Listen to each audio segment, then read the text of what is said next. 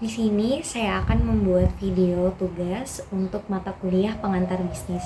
Salam hormat untuk Bapak Halipi selaku dosen pengantar bisnis. Baik, saya di sini akan memperkenalkan diri saya. Perkenalkan, nama saya Sevanya Burcu Valentina Sihaan. Di sini saya mau membuat video tugas. Baik teman-teman, karena di sini saya memilih UMKM untuk dijadikan tugas video, saya akan menjelaskan sedikit tentang UMKM. UMKM adalah usaha mikro, kecil, dan menengah, dan diklasifikasikan ke jenis usaha berdasarkan skala-skala tertentu. Lalu, ada beberapa undang dasar sesuai dengan mikro, kecil, dan juga menengah. Maksudnya adalah undang-undang untuk pendapatannya. Untuk usaha mikro sendiri, penjualan per tahun itu maksimal 300 juta. Lalu usaha kecil, penjualan per tahun maksimal 300 juta sampai 2,5 miliar. Lalu usaha menengah, penjualan per tahunan itu biasanya maksimalnya adalah 2,5 M atau 2,5 miliar sampai 50 miliar. Jadi klasifikasi ini sudah berdasarkan undang-undang. Baik, UMKM itu berkembang secara global sebagai respons terhadap kebutuhan ekonomi di negara-negara berkembang. Ya, contohnya Indonesia, untuk mendukung usaha kecil dalam mendorong pertumbuhan ekonomi. Itulah yang dimaksud dengan UMKM. Lalu ada tokoh-tokoh penting dalam pengembangan UMKM. Yang pertama ada Presiden Soeharto, lalu yang kedua ada B.J. Habibie, lalu yang ketiga Presiden Susilo Bambang Yudhoyono atau SBY, yang terakhir adalah Presiden Joko Widodo. Teman-teman, saya mau menjelaskan sedikit karena saya bekerja di bagian staf untuk satu sekolah swasta. Jadi saya akan mengambil contoh UMKM dari tempat kantin saya bekerja. Oke, baik, saya akan menjelaskan di sini. Dan juga mohon maaf untuk penjelasannya, saya hanya menampilkan foto-foto tempat UMKM itu dan juga saya tidak menampilkan video wawancara.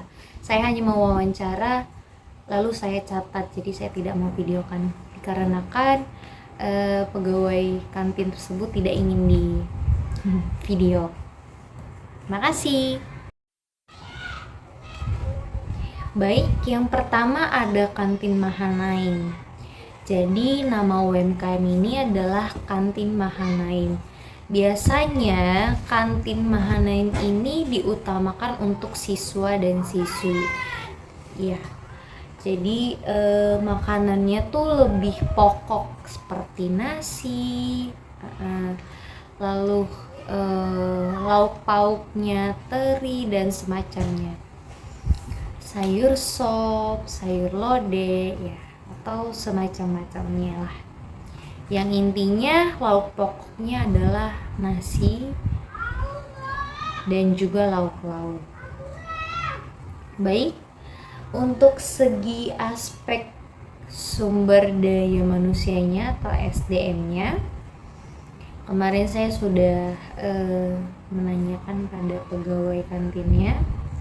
Untuk yang jualan atau SDM-nya, yang jualan adalah ibu kantin. Ibu kantin ini ada 3, 2 di bagian makanan dan 1 di bagian minuman. Tapi mereka sama-sama dalam UMKM yang tidak berbeda dagangan gitu. Jadi satu dagangan. Lalu untuk konsumennya sendiri pun yang membeli yaitu tadi yang terutama siswa dan siswi dan juga para pegawai sekolah. Contohnya ya seperti saya staf, guru, satpam, ibu CS dan yang lain-lainnya.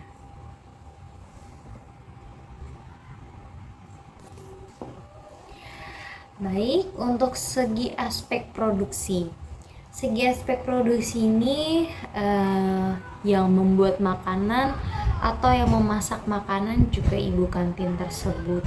Tetapi ibu kantinnya dibagi. Jadi misalnya Ada yang untuk jualan, ada yang untuk memang pure untuk memasak. Jadi ketika jam 12 atau setelah makan siang makanan sudah selesai jadi, mereka akan pulang. Lalu selanjutnya yang berjualan ya ibu kantin yang berjualan gitu.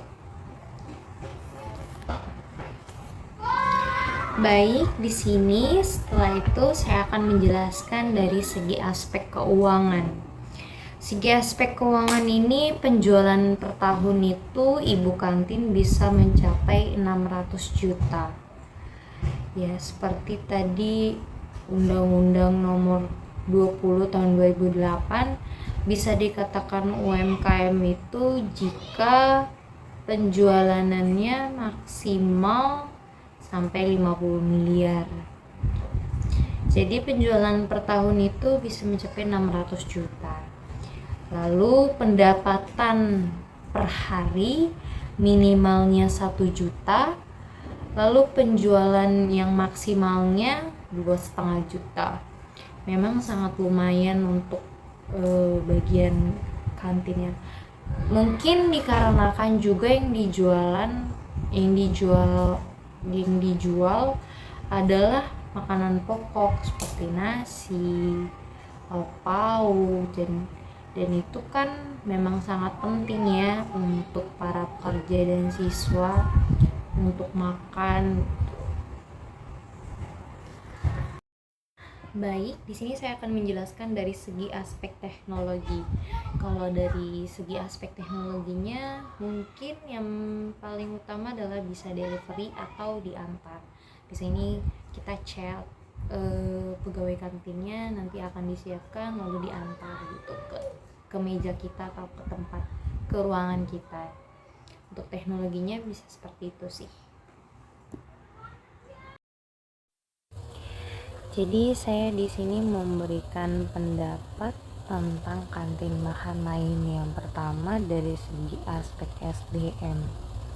Tadi kan dikatakan ada 3 yang berjualan dalam satu tempat ya.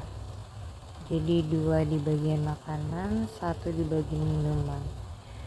Ya, menurut saya tuh sangat bagus karena kan kalau misalnya banyak yang membeli, apalagi anak sekolah ya, tahu sendiri, maksudnya pasti berebutan gitu. Jadi kalau sampai ada 3 pegawai, ya itu sangat membantu banget supaya tidak hektik, tidak terjadi kesalahan juga. Itu menurut saya tuh sangat bagus. Terus tadi juga ada konsumen yang membeli tuh ada siswa dan para pegawai sekolah. Saya sedikit tidak setuju karena kan ini saya wawancara dari pegawainya langsung, karena terkadang yang membeli pun banyak yang bukan anak sekolah atau para pegawai seperti staf dan guru, karena banyak juga orang tua murid ya, bahkan dari warga-warga sekitaran situ juga membeli makan di situ, membeli makan di usaha jualan ini kan. Lalu dari segi aspek produksi ini tadi kan yang membuat makanannya ibu kantin. Saya mau membicarakan tentang makanannya karena mungkin sifat manusiawi gampang bosan. Terkadang penjualan itu bisa menurun drastis karena lauk yang dijual hanya itu saja setiap harinya. Ya namanya kita manusia ya, makan ya pasti ada rasa bosannya. Karena saya yang membeli pun juga merasakan hal itu. Terkadang lauk yang dijual atau makanan yang dijual setiap harinya hanya itu saja, sehingga itu bisa menurunkan tingkat penjualan yang biasanya mungkin sehari tadi 1 juta sampai 2 juta, bisa terkadang hanya 500.000 ya. Padahal uang dari hasil penjualan tersebut untuk gaji para pegawai, karena kantin ini juga dari yayasan. Jadi yayasan yang memberikan modal awal lalu dicari para pegawainya lalu berjualan. Itu untuk segi produksi ya. Makanannya memang sedikit kurang variasi atau variatif, sehingga banyak orang yang gampang bosan ya. Lalu segi aspek keuangan ini ya, menurut saya tidak perlu diinikan lah ya. Pendapat saya juga tidak ada untuk hal ini. Lalu tadi segi aspek teknologi, nah ini karena pegawainya tadi hanya dalam satu tempat 3, terkadang mereka juga suka keteteran kalau memang banyak guru yang malas, staf yang malas ke bawah. Jadi apalagi ruangannya ya, naiki tangga, menurut saya itu sangat repot sih untuk hal ini ya. Terus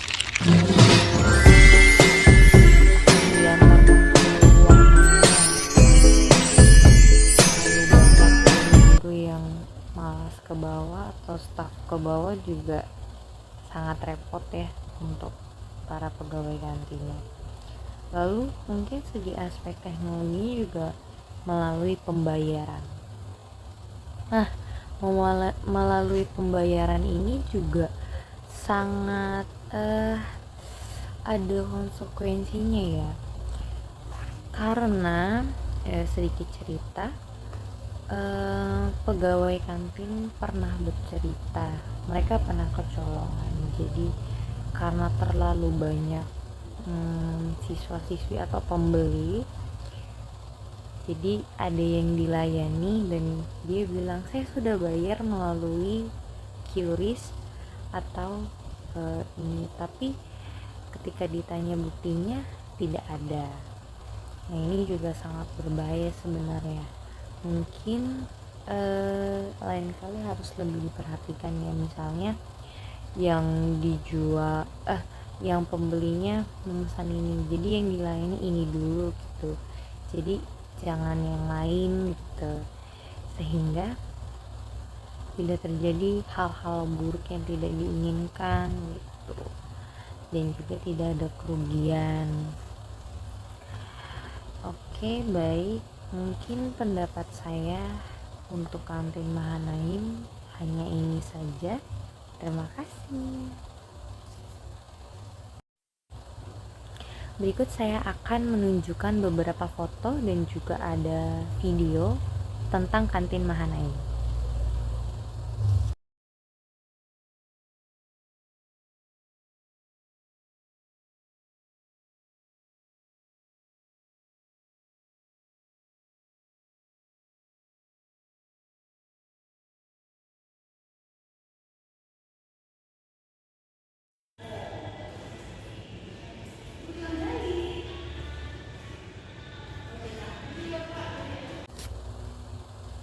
Halo teman-teman, di sini saya mau menjelaskan video UMKM kedua, yaitu namanya adalah Warung Kak Lena. Baik, di sini saya akan menjelaskan dari segi-segi aspeknya. Yang pertama dari segi aspek SDM atau sumber daya manusia. Jadi Kak Lena yang kita biasa sebut atau Ibu Lena itu berjualan sendiri, jadi ya usahanya sendiri. Lalu ya dia tidak membayar orang untuk bekerja, jadi sumber daya manusianya memang Kalena itu sendiri. Lalu dari segi konsumen itu ada ya, pertama karena berjualan di sekolahan, ya anak-anak sekolah, staf dan juga guru-guru serta orang tua atau warga sekitar tempat ia membuka usaha. Lalu dari segi aspek produksi, Kalena ini memasak sendiri atau membuat makanan ini sendiri. Terkadang juga kalau saya baca dari hasil wawancaranya, dia dibantu oleh suaminya atau keluarganya, tetapi lebih sering atau memang lebih utama dia memasak sendiri atau membuat makanannya sendiri. Oh iya, saya mau menjelaskan, Kalena ini berjualan ayam katsu, ayam geprek, dan juga serta sosis-sosis ya semacamnya. Lalu dari segi aspek keuangan, Kalena ini memiliki modal awal yaitu 250.000. Itu untuk hanya untuk segi jualan makanan aja. Lalu pendapatan perharinya di sini dituliskan jika habis semua itu bisa 400.000. Kalau misalnya tidak habis ya 100-200.000 lah per hari. Lalu kalau dihitung-hitung untuk pendapatan per tahunannya itu Kalena bisa menjual pencapaian itu bisa sampai 100 juta untuk per tahunnya. Wah, sangat besar juga ya. Lalu dari segi teknologi, yaitu tadi ya pembayaran QRIS atau dompet digital lainnya, dan yang kedua bisa pesan antar. Biasanya sih karena dia berjualan di sekolahan ya, kantin sekolah, delivery ini hanya untuk staf guru. Jadi mungkin kalau siswa-siswi anak sekolah tidak dilayani pesan antar, dan juga atau warga-warga sekitar juga tidak dilayani. Dan biasanya yang pesan antar ini adalah suami dari Kalena sendiri ya. Jadi bukan Kalenanya. Baik, di sini saya mau memberikan pendapat saya dari segi aspek mungkin yang pertama sumber daya manusia. Karena Kalena ini berjualan sendiri atau Ibu Lena ini berjualan sendiri, terkadang saya suka melihat beliau ini sangat hektik, apalagi jika anak sekolah tuh sudah istirahat ya, guru-guru juga pada istirahat tuh. Beliau ini memang kadang suka hektik atau keteteran. Mungkin seharusnya diperlukan tambahan, karena terkadang suaminya ada, kadang juga tidak ada di tempat membantu jualan. Jadi beliau memang benar-benar pure sendiri, sehingga menurut saya seharusnya harus ada yang membantu, sehingga tidak terjadi mungkin kesalahan atau mungkin hal-hal yang tidak diinginkan lah ya tadi ya. Lalu dari segi aspek produksi, nah ini Kalena ini memasak sendiri. Nah, menurut saya karena Kalena ini biasanya buka di pukul 9 atau 10, detik-detik anak istirahat, mungkin ya seharusnya dia bisa lebih buka dari awal, karena terkadang guru-guru kan banyak yang sarapan, staf-staf juga banyak yang sarapan, mungkin dia akan lebih laku jika buka dari awal. Lalu yang berbicara tentang memasak sendiri ya, sama untuk yang kantin Mahana ini tadi, terkadang karena menunya ya menu utamanya kan katsu dan geprek, banyak orang yang bosan, sehingga ya itu juga berpengaruh untuk tingkat penjualannya. Makanya tadi ditulis pendapatan per hari 400.000 jika bisa kebeli semuanya, terjual semuanya. Kalau lagi nggak terjual semuanya, itu hanya 100.000, 200.000. Terkadang juga beliau cerita susah untuk balik modal. Ya mungkin harus ada yang diperbaiki ya, dari sistem dia berjualan, dari sistem mungkin keuangannya mungkin harus lebih ditelitikan lagi. Lalu dari segi teknologi yang bisa pesan antar dan pembayaran ini juga ya, pembayaran melalui QRIS dan dompet digital ini memang sangat ringkih atau sangat banyak konsekuensinya, dikarenakan terkadang anak murid ini suka iseng atau nakal dalam hal ini. Ini juga kan merugikan penjualan. Iya, yang berjualan juga rugi. Misalnya ayamnya, padahal dia sudah mengaku jual, aku tadi udah bayar QRIS gitu, padahal belum bayar, kan tidak balik modal jadinya ya. Ini harus lebih ini. Kalau memang mau ya tidak perlu gitu pakai QRIS atau dompet digital. Lalu untuk yang pesan antar para staff juga karena beliau berjualan sendiri, memang sedikit hektik untuk beliau mengantarkan makanan ke atas gitu ya, ke lantai atas untuk para guru dan staff. Ya memang balik lagi ke awal, harusnya diperlukan pegawai lainnya yang bisa membantu sehingga tidak repot sendiri atau tidak hektik sendiri. Mungkin itu saja menurut saya pendapatnya, karena makanannya enak, makanan kantin Mahanaim dan juga warung Kalena ini sangat enak. Apalagi saya sudah bekerja di tempat ini sudah mau berjalan 2 tahun. Jadi menurut saya, pendapat saya hanya itu saja.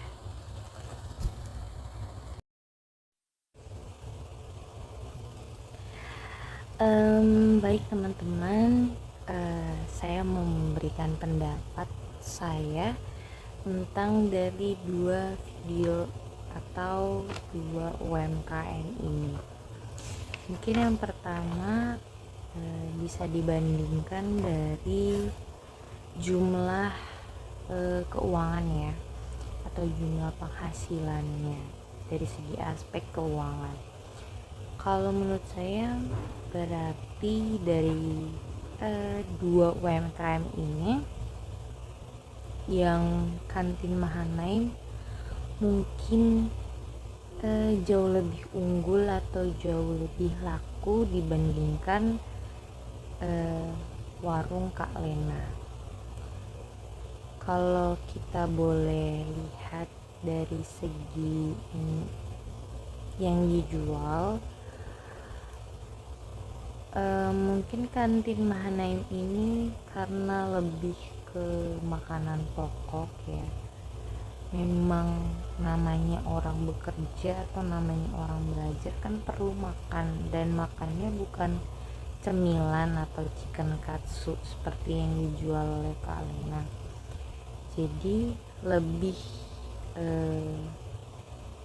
lakuan atau lebih dibutuhkan memang makanan dan lauk pokok yang dijual oleh kantin Mahanaim. Maka dari itu penjualanan Kak Lena dan kantin Mahanaim pun sangat jauh, dan juga kantin Manaim ini kan jual minuman, dan dari kantin semuanya keseluruhan kantin yang jual minuman itu hanya kantin Mahanaim ya. Mungkin dari penjualan kantin Mahanaim ini yang bagian minuman itu juga sangat membantu penghasilan atau penjualannya, sehingga jauh lebih unggul kantin Mahanaim daripada warung Kak Lena ini. Berarti Kak Lena seharusnya bisa menambah atau bisa tambah yang dijual selain dari chicken katsu dan ayam geprek ya. Mungkin seharusnya Kak Lena lebih punya juga ide inspiratif atau variatif untuk yang dijual, sehingga penghasilannya tidak hanya segitu saja atau tadi ya yang saya sebutkan 400.000 per harinya. Lalu mungkin dari segi produksi sama-sama ya, karena dari kantin Manaim tersendiri pun ada segi negatifnya, yaitu makanannya hanya itu saja setiap harinya. Mungkin terkadang hanya sayur yang diganti menunya, tapi tetap lauknya ya teri, telur. Oh ya, dan juga kantin Mahanaim ini menjual mie rebus seperti mie goreng, mie soto, dan juga bisa dibuatkan telur goreng.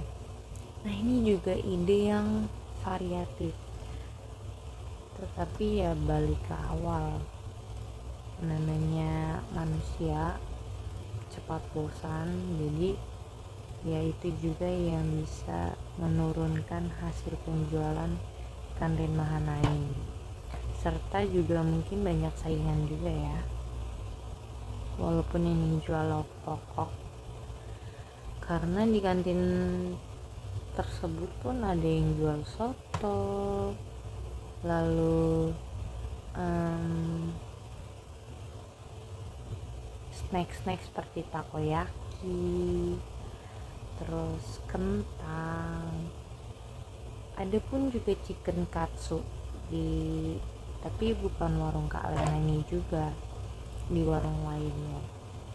Lalu tadi dari segi lagi ya, mungkin sumber daya manusianya ya, Kak Lena yang jualan sendiri, usaha sendiri ya, dia kekurangan orang untuk berjualan, untuk membantu berjualan.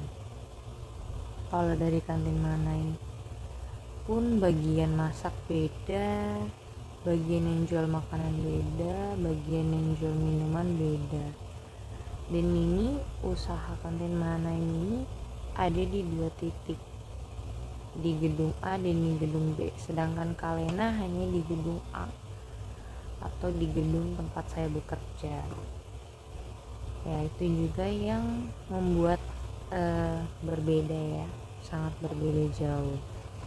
Mungkin kalau dari segi teknologi sama ya, mereka berdua sama-sama ada untuk pesan antar atau delivery. Yang kedua juga bisa digunakan paymentnya QRIS atau ShopeePay ya, segala macam dompet digital lainnya. Mungkin itu saja pendapat saya yang bisa saya sampaikan untuk saat ini untuk keduanya, jika dibandingkan warung Kak Lena dan juga kantin Mahanaim.